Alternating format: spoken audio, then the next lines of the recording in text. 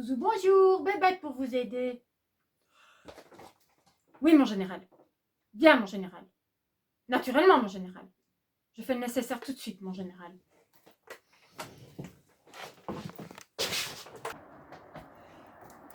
Alerte générale! Tous à votre poste! Garde à vous! Zouzou Estelle, allez vous mettre en tenue de combat et que ça saute!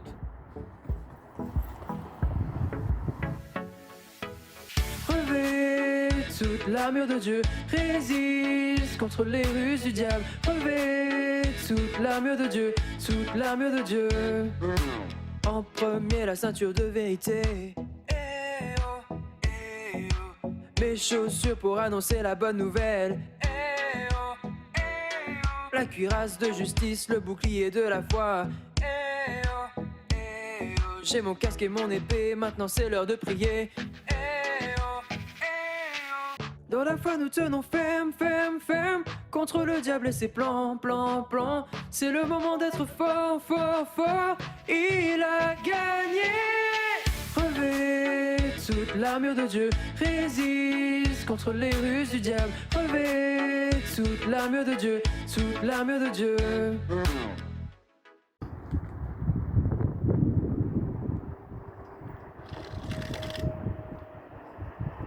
Vous voilà prête à partir. Je suis avec vous, Zouzou Estelle. Merci, mon général! Rompez!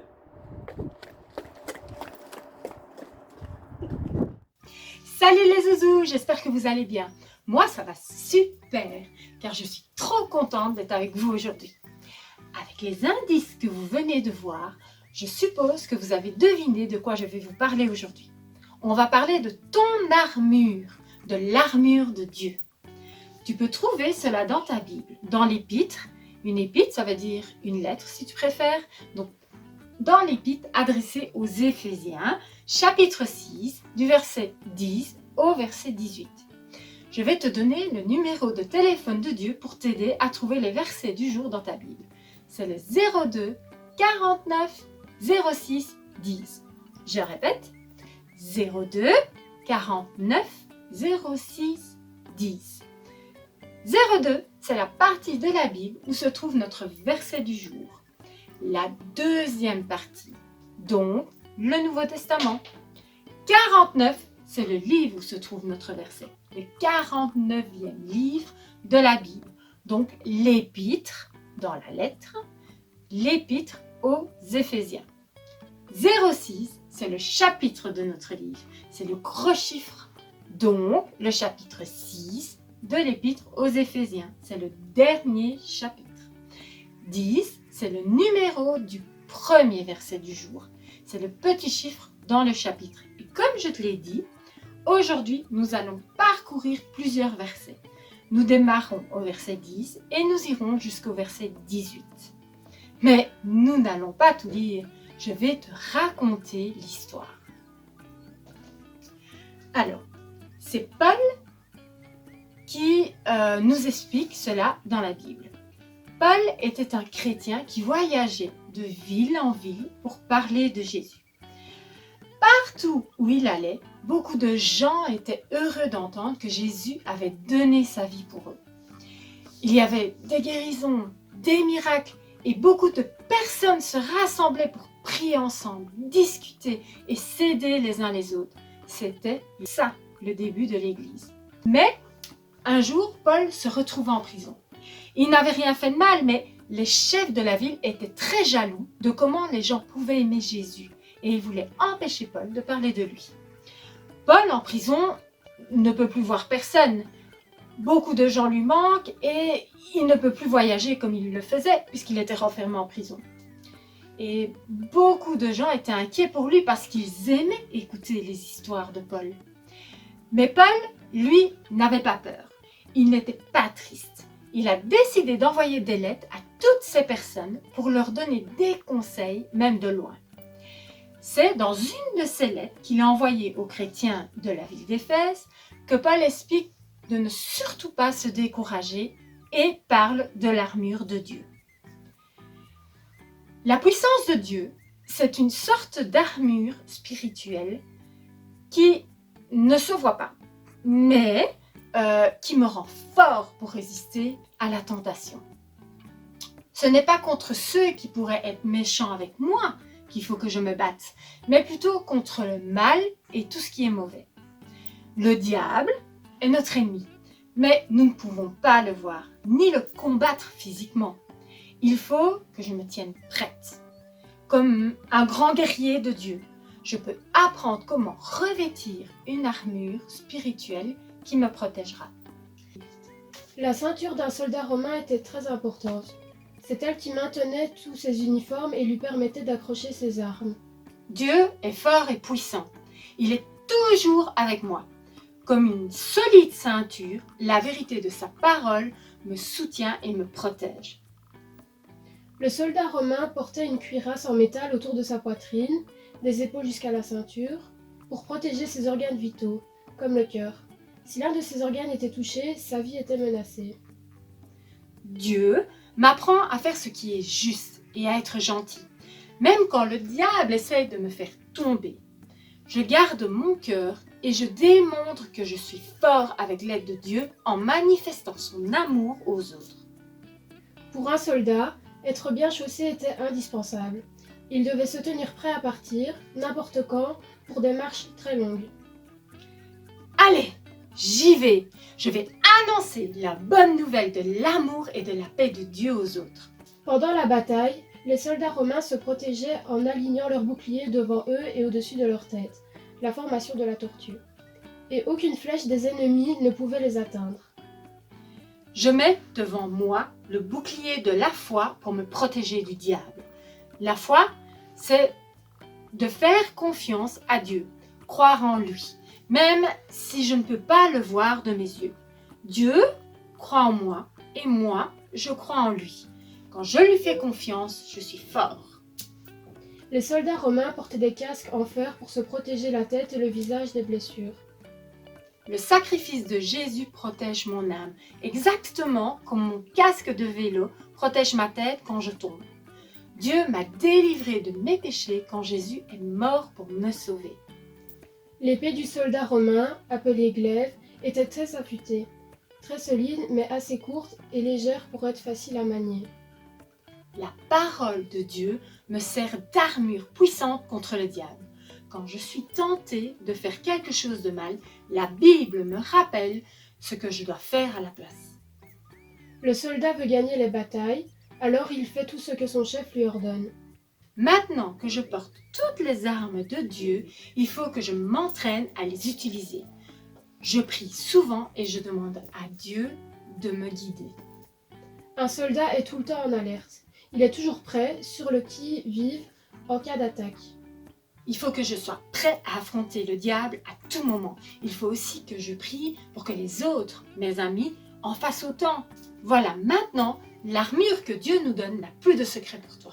Tu entendras peut-être parler aussi de l'armure du chrétien ou encore des armes de Dieu. C'est la même chose. Il ne te reste plus qu'à apprendre à les utiliser contre les attaques. Nous allons prier, si tu le veux, maintenant, ensemble. Seigneur, s'il te plaît, aide-moi à prendre toutes les armes chaque jour. Aide-moi à choisir le bien quand j'ai envie de faire le mal. Apprends-moi à répandre ton amour. Merci Seigneur de m'avoir donné cette armure et ces armes pour me protéger contre le diable. Merci de me donner la force même quand je me sens faible. Je te loue d'être toujours à mes côtés pour m'aider. Amen. Alors aujourd'hui, on va faire une expérience qui va te faire un peu réfléchir et comprendre combien il est important et utile de mettre notre armure du chrétien. On y va? Allez, c'est parti! On y est. Alors pour faire cette expérience, tu as besoin d'un plat, d'une bassine ou d'une marmite, ce que tu as à la maison, du moment qu'il est assez grand et assez profond, dans lequel tu vas mettre de l'eau. Tu as aussi besoin de 2 oranges. Alors, tu vois ces 2 oranges? Regarde bien ce qui se passe quand je les mets dans l'eau.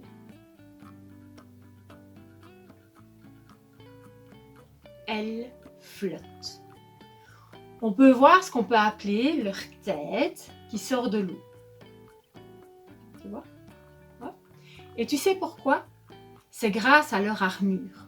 Alors tu vas me dire, mais Zouzou Estelle, les oranges n'ont pas d'armure. Les oranges ont une peau qui les protège et qui leur permet d'ailleurs de flotter. C'est comme nous, nous avons une armure qui nous protège. Imaginons maintenant, je prends l'orange. Donc on imagine que voilà, aujourd'hui, j'ai oublié de mettre la ceinture de vérité. C'est comme si j'enlevais un petit morceau de peau à mes oranges. Donc, j'ai oublié de mettre ma ceinture de vérité et soit je vais peut-être dire des mensonges, soit je vais peut-être croire des mensonges, des choses que l'on dit sur moi, des choses qui sont fausses, comme tu es nul, tu vaux rien, tu n'y arriveras jamais. Alors que la parole me dit, la parole de Dieu me dit, tu es une créature merveilleuse. Mais je ne le sais pas, car j'ai peut-être aussi oublié de mettre mon épée de l'esprit ce matin, parce que j'ai pas lu ma Bible. Alors voilà, regarde bien ce qui va se passer. Je remets l'orange dans l'eau. Voilà. Elle flotte toujours, mais moins bien que celle qui est complètement recouverte de sa peau, de son armure. Alors je vais continuer. Hop. Alors disons que ce matin, j'ai oublié de mettre ma cuirasse de justice. Et que plutôt que d'avouer lorsque je fais des choses, des bêtises, je vais aller accuser un innocent. Ou alors j'ai oublié de mettre mes chaussures du courage et que je n'ose pas aller dire aux gens que je les aime ou aller dire aux personnes qui s'occupent de moi merci parce que ça demande du courage.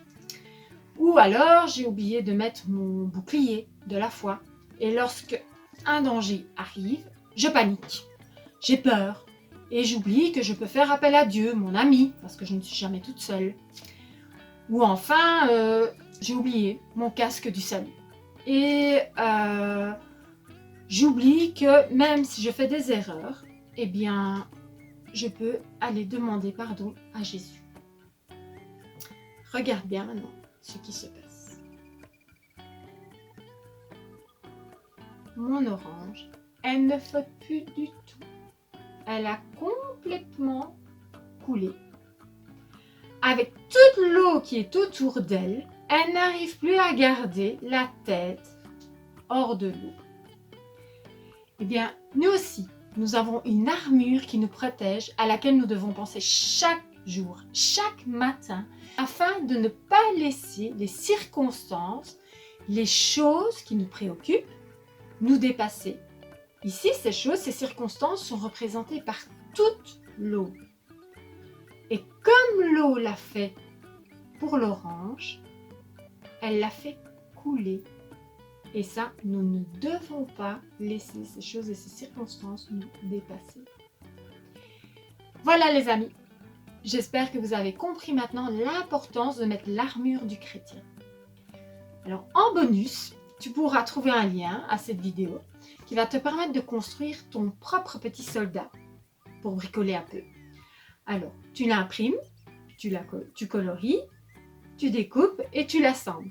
Ici, moi je l'ai collé sur un rouleau de papier WC vide pour le faire tenir debout, mais tu peux simplement le faire à plat sur une table. Voilà, j'espère que cette vidéo t'a plu et je te donne rendez-vous samedi avec ma copine Valérie. Et n'oublie pas, Dieu nous donne une armure pour notre bien. Il sait tout ce qui va se passer et donc ce qu'il nous donne, c'est vraiment ce qui est important pour nous. Il veut notre bien, il veut nous éviter de nous faire mal. Mais aussi, ce qui est vraiment nécessaire, c'est que l'on mette toutes les pièces de l'armure afin d'être toujours complètement prêt. Car comme le dit le passage de la Bible d'aujourd'hui, devenez forts avec la force très puissante du Seigneur. Prenez avec vous toutes les armes de Dieu pour pouvoir résister au piège de l'esprit du mal. À bientôt les zouzous!